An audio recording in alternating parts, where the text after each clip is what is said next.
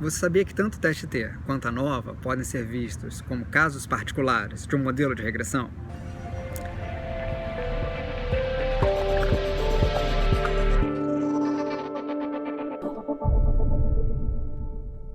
Aqui na tela tem o William Gossett. Ele, em 1908, publicou um artigo seminal em que ele introduziu à comunidade científica o teste T e também a distribuição T. Ele não podia assinar com o nome dele porque ele era o estatístico e o químico da Guinness, uma cervejaria, e por conta de propriedade intelectual, coisa assim, ele não podia usar o nome dele.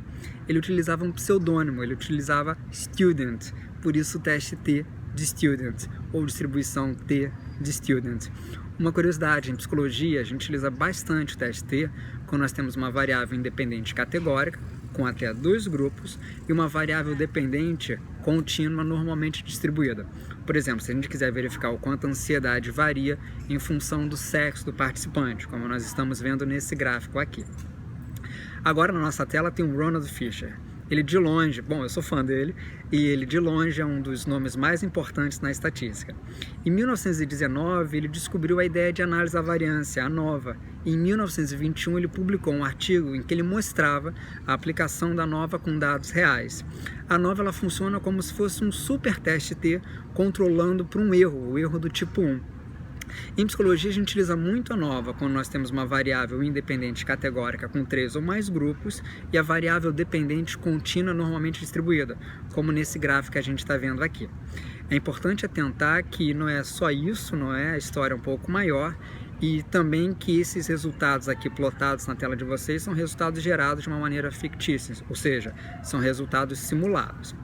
E tudo bem, e regressão, não é? Esse vídeo é sobre regressão e eu estou falando sobre outras coisas. Por quê, não é? Já vamos entender. A ideia por detrás de regressão é uma ideia anterior à própria nova e ao próprio teste T. É uma ideia que começou em 1886 com um psicólogo biólogo chamado Francis Galton. A gente chama ele de psicólogo biólogo porque ele estudava conceitos relacionados a essas duas áreas, como por exemplo a inteligência.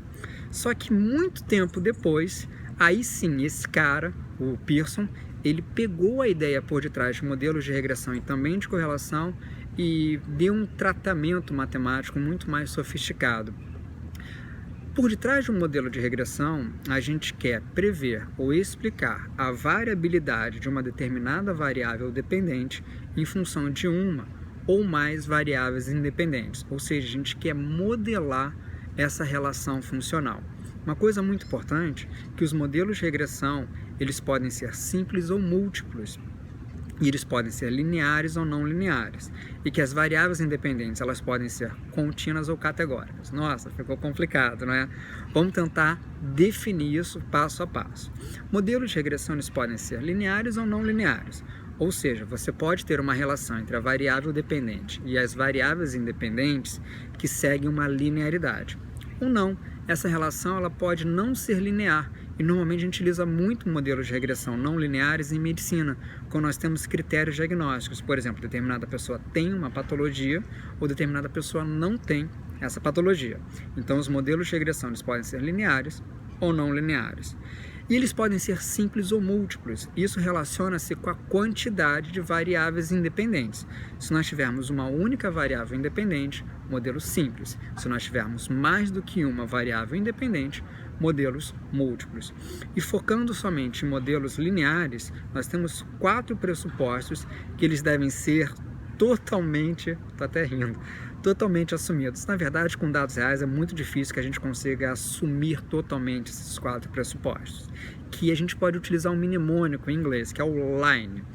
L de linearidade, ou seja, as variáveis guardam uma relação linear. O segundo é o I de independência dos resíduos, depois o N de normalidade dos resíduos e depois o E de variâncias iguais, equal variance, que a gente chama de homocedasticidade. Uma coisa muito importante é falar sobre a notação. E agora a palavra relação funcional entre as variáveis parece que tem sentido, porque de fato a gente pode mostrar essa relação a partir de uma função de primeiro grau, uma função afim. Se nós tivéssemos uma pesquisa populacional, nós apresentaríamos isso com letras gregas, com símbolos gregos, por exemplo, alfa e beta. Não é o caso da estatística, quase nunca nós teremos isso. Nós quase sempre teremos uma pesquisa amostral e nós vamos apresentar os modelos de regressão a partir ou de letras do nosso alfabeto ou utilizando o chapéu, por exemplo, Y chapéu ou beta chapéu. E nós temos o erro. Todos os modelos de regressão guardam um determinado erro e vocês vão reparar que esse erro não é plotado, não é reportado nos programas estatísticos, por um sentido muito simples. Se nós conhecêssemos de antemão esse erro, nosso modelo seria perfeito, não é? Uma coisa também importante a ser dita é que não há uma convenção estrita em relação à apresentação dessa simbologia, ou seja, essa notação. Bom, eu posso falar que eu já encontrei mais de 10 formas de apresentar essa notação. Vamos trazer dados reais, né? Nós fizemos uma pesquisa em que nós queríamos verificar o quanto possíveis transtornos relacionados à imagem corporal flutuavam, eram explicados, poderiam ser previstos, poderiam ser causados, muito entre aspas mesmos, por outras variáveis. E eu rodei no R um modelo de regressão linear simples, ou seja, eu tenho uma única variável em que eu quero saber o quanto os resultados de uma escala de alterações na imagem corporal pode ser previsto pelos resultados de uma escala de transtornos alimentares. Vamos entender essa tabela, não é uma tabela longa, é uma tabela muito informativa, nós vamos ter um passo a passo. O primeiro aspecto é a gente verificar se o nosso modelo é significante / significativo ou não. E a gente vai verificar isso a partir do valor de P. No caso, se o valor de P for menor do que 0,05, com muita ressalva, esse modelo vai ser considerado significativo. E nós vemos que é. O segundo passo é verificar o quanto o nosso modelo, ou seja, o quanto as variáveis independentes nesse modelo conseguem explicar, prever a variabilidade da variável dependente. Parece complicado, mas não é não. Nesse nosso modelo, a variabilidade da variável dependente, no caso os resultados da escala BSQ, ele é previsto em 45,45%, ou seja, o nosso modelo consegue explicar 45% da variabilidade dos resultados da escala BSQ, que é a nossa variável dependente. Primeiro passo feito, segundo passo feito. Terceiro passo é interpretar os resultados dos coeficientes. É um pouquinho mais complicado, mas a gente consegue entender isso. O primeiro é o intercepto. A definição do intercepto é uma definição até muito simples. O intercepto apresenta o valor de y quando os valores de x são iguais a zero. No caso, o intercepto é o valor de y, o resultado médio do valor de y, quando a escala it é igual a zero. Então, quando o valor da escala it, que é o nosso x nesse modelo, for igual a zero, o valor médio em y é 40,48, beleza? O segundo passo é fazer a interpretação do primeiro regressor ou preditor, que é a escala it. Uma ressalva: existe muita polêmica em relação a esse procedimento em psicologia, por conta do nível de medida das variáveis que a gente trabalha. Mas vamos superar essa discussão e vamos interpretar isso, porque é uma interpretação geral, servirá para todos os modelos de regressão que nós iremos trabalhar. Vamos lá. Mais uma unidade na escala it representa mais 2,5 unidades, né, no valor médio de y. Vamos entender isso. Mais um ponto na escala it significa mais 2,5 pontos em média no valor da escala BSQ. E isso é significativo. Lembrando que esse é um modelo geral, essa interpretação ela é uma interpretação geral. Por exemplo, mais um ano de escolaridade de determinada pessoa, mais R$1.000 no salário dessa pessoa, tá bom? Uma coisa muito importante é você entender como interpretar os modelos de regressão. E como você está vendo, nesse caso nós temos um modelo de regressão linear simples. Linear porque nós estamos assumindo uma linearidade entre essas variáveis, e simples porque nós temos apenas uma única variável como variável preditora nesse modelo. No caso, nós queremos saber o quanto os pontos, a média do BSQ varia, pode ser explicado em função dos resultados de uma única variável, que é essa escala it. Tudo bem, mas o mundo não é sempre linear e o mundo não é sempre assim tão simples. Se nós tivéssemos uma regressão linear múltipla, como é que seria isso?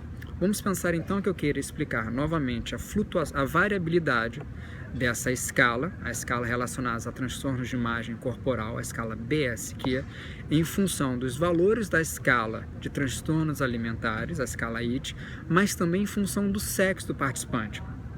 Uma coisa muito importante é o que a gente chama de categoria de referência. Nós temos como categoria de referência nessa pesquisa os homens, então eu codifiquei para o sexo masculino o valor de 0 e para o sexo feminino o valor de 1, porque eu quis fazer dessa maneira, fica mais fácil para que eu entenda os resultados dessa maneira. Você poderia eleger qualquer outra categoria de referência, tá bom? Então nós temos nesse modelo o quanto os valores médios de uma determinada escala podem ser explicados tanto em função dos resultados de uma outra escala, ou seja, de uma variável qualquer, quanto do sexo do participante. Lembrando que esses valores sempre vão guardar um determinado erro. E agora a gente está vendo uma bagunça aí na nossa tela, não é? Como é que a gente entende essa bagunça? Primeiro, nós sabemos os primeiros pontos básicos. Esse modelo é significativo ou não é significativo? E quanto esse modelo consegue explicar a variabilidade da variável dependente. No caso, os resultados médios dessa escala BSQ, ou BSQ, se você quiser falar com sotaque em inglês, não é? Esse modelo é um pouco superior, ele é superior ao primeiro modelo, e vocês vão perceber que sempre que nós adicionarmos uma nova variável em um modelo de regressão, o R quadrado vai aumentar. Isso é em função da própria matemática por detrás dos modelos de regressão, mas nem sempre isso vai ser um resultado válido, nem sempre essa variável vai ser uma variável importante nesse modelo de regressão. Mas vamos lá, vamos superar isso. Esse modelo com duas variáveis explica aproximadamente 50% da variabilidade da nossa variável dependente. Então nós já temos um modelo significativo e um modelo que explica aproximadamente 50% da variabilidade da variável dependente. Agora vamos entender os coeficientes, a começar pelo intercepto. O intercepto é o valor médio de y quando os preditores são iguais a 0. Tendo em vista que o sexo masculino foi igual a 0, o intercepto vai nos apresentar o valor médio de y quando o valor 0, homens tiverem o valor de 0 na escala IT, nessa outra variável independente. E como vocês podem ver, é o valor de 34,96. Está exposto aí nesse gráfico, nessa imagem, desculpa, que vocês estão vendo. Então, o intercepto mostra o valor médio em y quando os preditores são iguais a 0. E agora o IT, não é? A gente vai ler da seguinte forma: mais um ponto na escala IT, controlando para o sexo do participante, mais 2,31 pontos na escala BSQ. E isso é significativo. E como é que a gente vai ler o outro resultado, não é? As mulheres têm, em média, mais 16,52 pontos nessa escala BSQ. E aqui tem um gráfico mostrando para vocês. Nessa imagem, nós temos todos esses resultados. Vamos relembrar. O intercepto mostra os valores, o valor esperado médio para y, quando todos os x são iguais a 0. Mais um ponto na escala IT, controlando para o sexo do participante, mais 2,31 pontos na escala BSQ. E as mulheres, porque é mais um, não é ponto, entre aspas, na escala sexo, ou seja, mulheres, elas têm, controlando os resultados para a escala IT, elas têm em média 16,52 pontos a mais do que os homens na escala BSQ.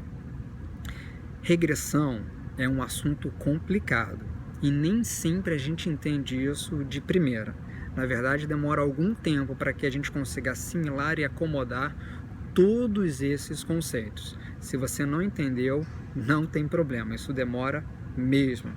Espero que esse vídeo tenha sido bastante didático e ilustrativo sobre modelos de regressão e nos vemos no próximo vídeo.